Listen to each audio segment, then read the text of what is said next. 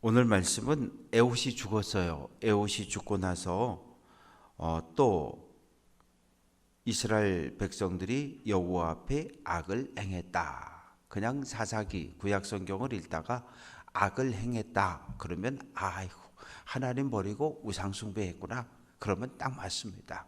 또라고 하는 것은 반복되고 있는 거예요.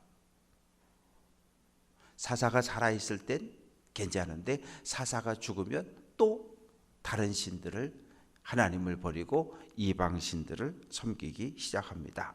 그래서 이번에는 2절 말씀에 보면 여호와께서 하솔을 통치하는 가나안 왕 야빈의 손에 가나안 이스라엘 백성들을 파셨다. 하솔이라고 하는 장소는 갈릴리 바다 그 북쪽에 있어요.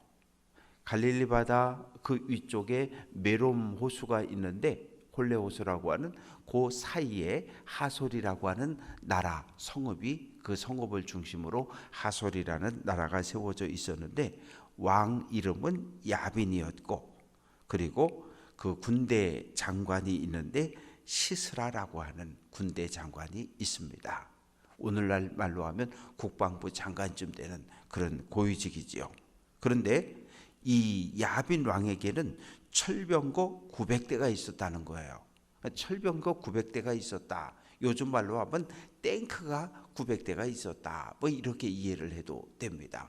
그러니까 이스라엘에는 상상도 할 수 없는, 왜냐하면 이제 5장에 넘어가 보면 이스라엘 군대가 전쟁에 싸우러 나갔는데 칼과 창을 든 사람을 찾아보기 어려웠다는 거예요.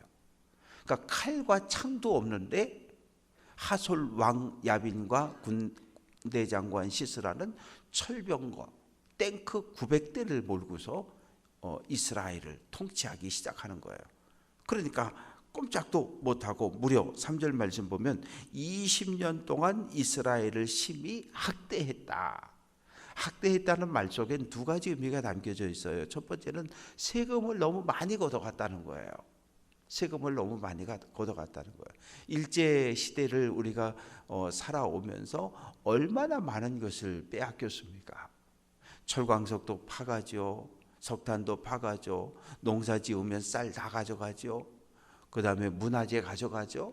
가져갈 수 있는 거 다 약탈하고 착취하고 그리고 백성들을 끌어내서 야 도로 닦자, 다리 놓자, 성 쌓자.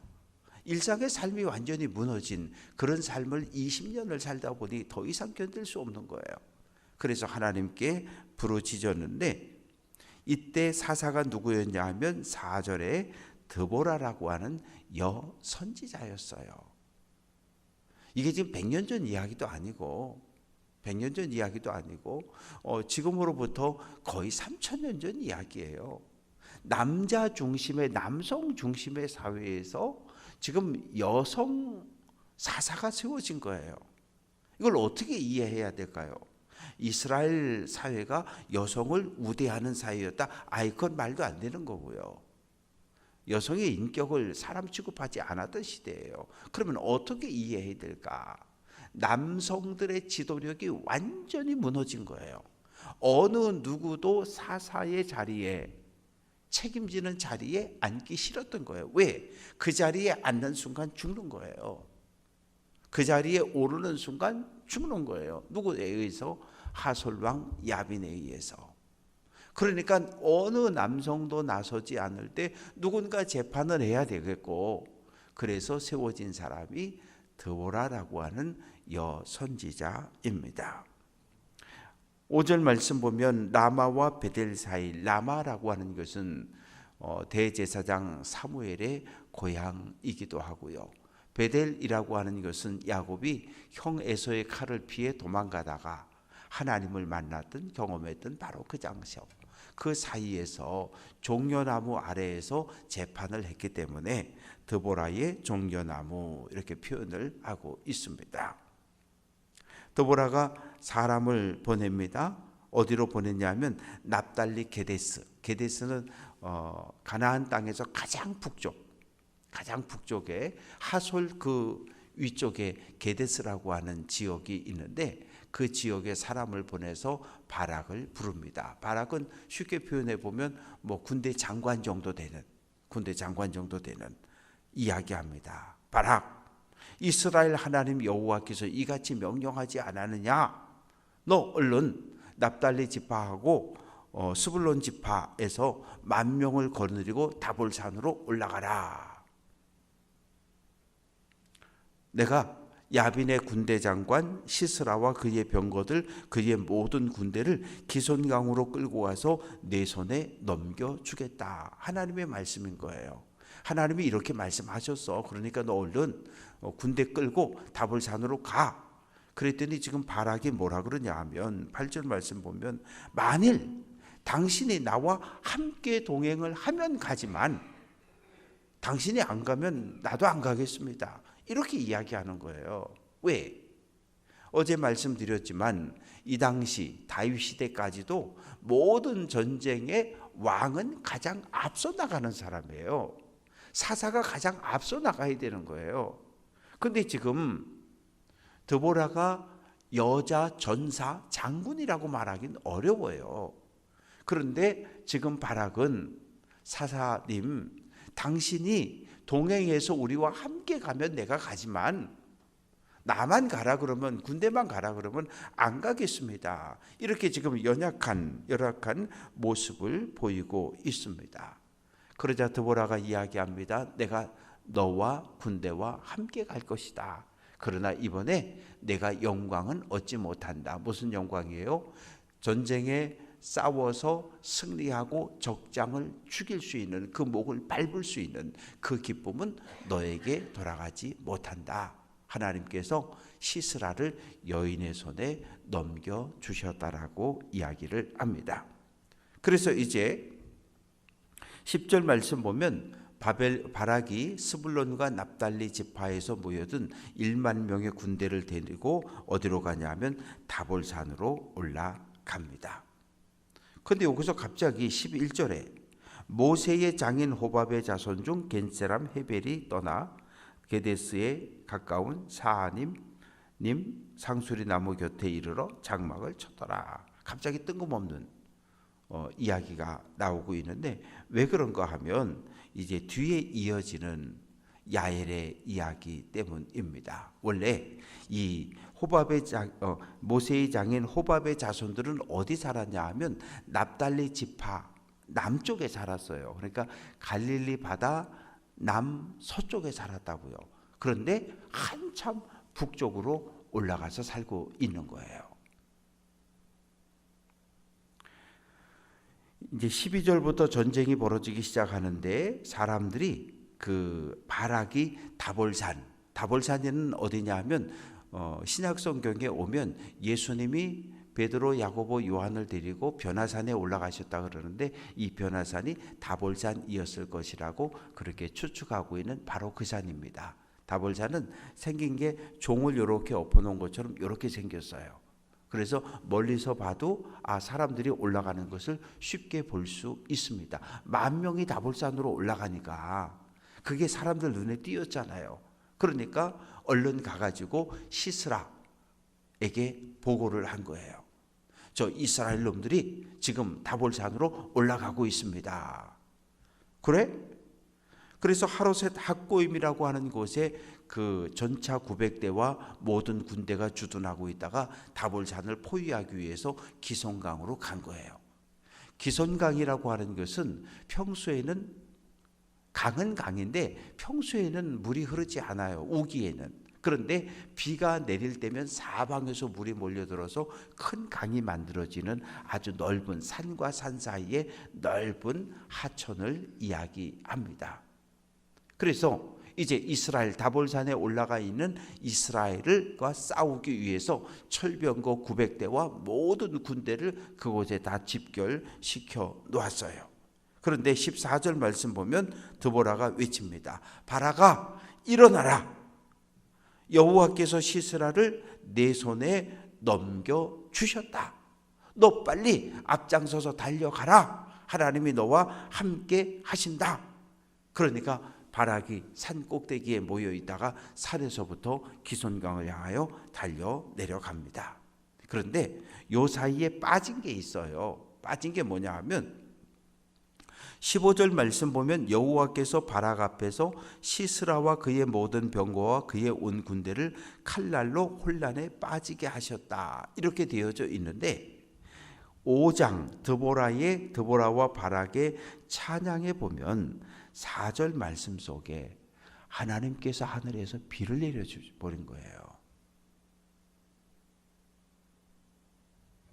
바락이 군대를 이끌고 기손강으로 내려가기 전에 하나님께서 비를 내려버리셨다고요.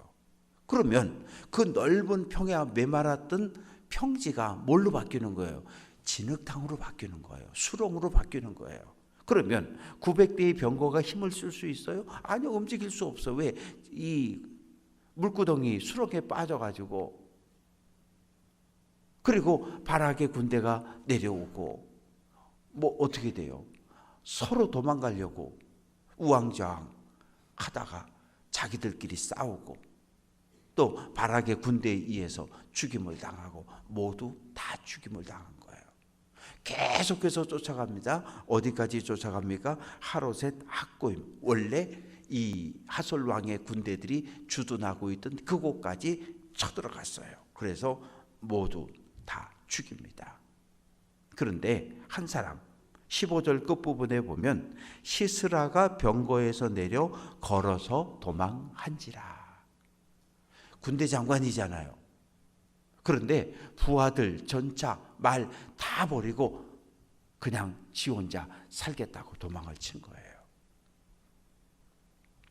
도망을 치다가 17절 말씀 보면 겐 사람 헤벨의 아내 야엘의 장막에 이르렀다. 이래서 11절에 모세의 장인 호밥의 자손 중 겐 사람 헤벨이 게데스 가까운 곳에 장막을 쳤다 그랬는데 바로 그 장막 안으로 들어간 거예요.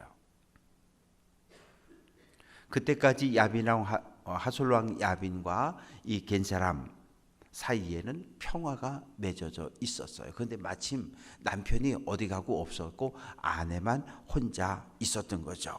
야엘만 혼자 있었어요. 누구세요? 낯익은 얼굴이잖아요. 장군님 어서 들어오시라고. 웬일이냐고. 나 좀 숨겨줘. 지금 도망가는 중이야. 이불을 덮어주는 거예요. 그런데 다시 삐끔 열더니 나 목마르니까 물 좀 줘요.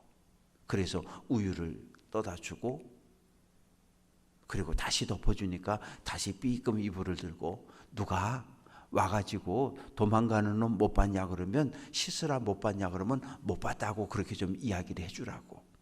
그래서 이불을 덮어줬어요. 이불을 덮으면 어떻게 돼요? 긴장이 풀리고 잠이 오는 거죠. 졸음이 오는 거죠. 그런데 그때 이 야엘이 어떻게 합니까? 말뚝 천막을 칠 때 꼭 뭘 해야 돼요? 말뚝을 박아야 되잖아요. 근데 이 말뚝은 뾰족해요. 왜? 땅에다가 박아야 되니까. 천막을 칠 때 고정시키는 줄을 고정시키는 이 말뚝을 한 손에 들고 오른손에 방망이를 들고 관자놀이라고 하는 것은 이 사람의 얼굴 옆면이에요. 이 머리나 이 턱뼈에 비해서 여기 뼈가 얇아요. 여기다가 대고서 장막을 그 말뚝 치는 방망이로 때렸더니 여기서부터 이쪽까지 뚫고 나와 땅에 콱 박혔다는 거예요. 그럼 사람이 살아요? 죽는 거죠. 죽었어요. 정말 어이없는 죽음이잖아요. 세상에 이렇게 어이없는 죽음이 어디 있습니까? 남성도 아니고 여성에게. 그것도 집 천막 고정시키는 그 말뚝에 박혀서 죽임을 당하고 말아요. 그러고 나서 곧 이어서 누가 들이닥칩니까? 22절 말씀 보면 바락이 그 집을 찾아오는 거예요. 도망치는 놈 못 봤냐고. 아, 여기 내가 있다고. 들어가 보니까 이미 죽어 있는 거예요. 그러니까 드보라의 예언대로 너는 영광을 얻지 못한다. 전쟁에 이겼으면 적장을 포로로 잡아서 그 목을 발로 콱 밟아야 그리고 승리를 선언해야 되는데 어이없게도 야엘이 의해서 여인의 손에 시스라가 죽었고 적장을 죽이는 그 기쁨과 영광을 야엘이 차지하게 됩니다. 그렇게 해서 23절 말씀 보면 결국 야비는 이스라엘 앞에 패했음을 인정하게 되고 또 이스라엘 땅에 평화가 오랫동안 회복이 되어집니다. 오늘 말씀을 정리해 봅니다. 남성들의 지도력이 완전히 무너진 시대. 오늘날에는 여성들의 지도력이 이렇게 남성들의 지도력과 같아요. 어떤 분야에선 여성들의 지도력이 훨씬 더 올라가 있습니다. 전 세계적으로 볼 때 우리 사회에서 느껴지는 모습은 우리 사회도 아직도 남성 중심이야 치사해 그럴 수 있지만 전 세계적으로 볼 때 우리나라는 여성의 지위가 상당히 높은 나라에 속하고 있어요. 오늘 예전에는 딸 안 가르쳤잖아요. 그러나 지금은 다 가르쳐요. 남성과 여성을 구별할 수는 있어요. 남자, 여자. 그러나 차별은 안 돼요. 왜? 모두 하나님의 형상을 가지고 있는 소중한 하나님의 백성들이기 때문에 어떤 경우에도 남성과 여성을 차별하는 것은 안 돼요. 큰일 나요. 존중해 줘야 돼요. 왜요? 하나님이 오늘 이 시대 누구를 통해서 우리 교회를 세워가실지 아무도 몰라요. 꼭 남성들만 통해서 하나님께서 일을 하신다? 아니, 절대 그렇지 않아요.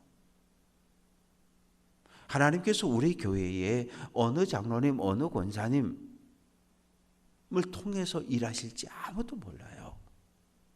목회하면서 깜짝깜짝 놀라는 순간들이 있어요.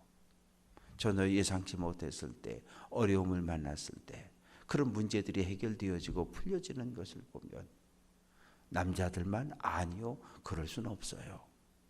교회 공동체는 남성들의 지도력 못지않게 여성들의 지도력이 소중한 것이 교회입니다. 그래서 서로가 초대교회가 그랬어요. 유대교는 여성을 하대했어요. 이 앞자리에 여성들을 아예 들어오지 앉지도 못하게 했어요. 밖으로 쫓아내고 옥상 2층으로 쫓아냈어요. 그러나 초대교회는 처음부터 남성과 여성의 구별을 깨트렸어요. 그래서 우리가 서로를 사랑하고 서로를 존중하고 서로를 인정하며 믿음의 길을 걸어가야 합니다. 야엘 얼마나 두려웠겠어요. 덩치는 이만한 사람이 남편도 없는 시간에 찾아왔는데 잘못했다간 내가 죽임을 당할 수도 있는데 그러나 담대했어요. 왜? 하나님을 믿는 믿음의 사람이었기 때문에. 바라고 소망하는 것은 오늘 한 날 한번 이 야엘이라고 하는 이 여인, 드보라라고 하는 이 사사 선지자 한번 생각을 해보셔요. 내가 그 자리에 그 시대에 그곳에 있었다면 나는 어떤 결정을 할 수 있었을까? 오늘 한 날 이 말씀을 꼭 붙잡고 믿음의 길을 잘 달려가는 귀한 성도들 될 수 있기를 주님의 이름으로 축원합니다.